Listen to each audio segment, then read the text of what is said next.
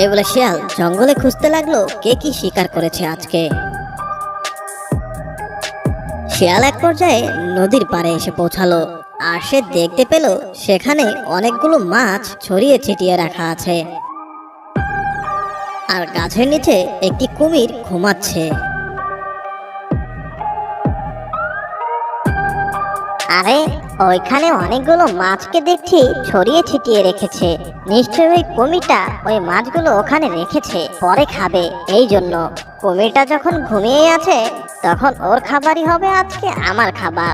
মাছগুলোকে নিয়ে এখান থেকে তাড়াতাড়ি সরে পড়তে হবে, কুমিরটি জেগে ওঠার আগেই।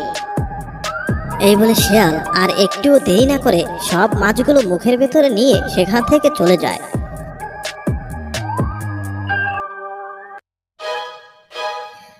বেশ কিছুক্ষণ পরে কুমিরের ঘুম ভাঙলো। তারপর কুমির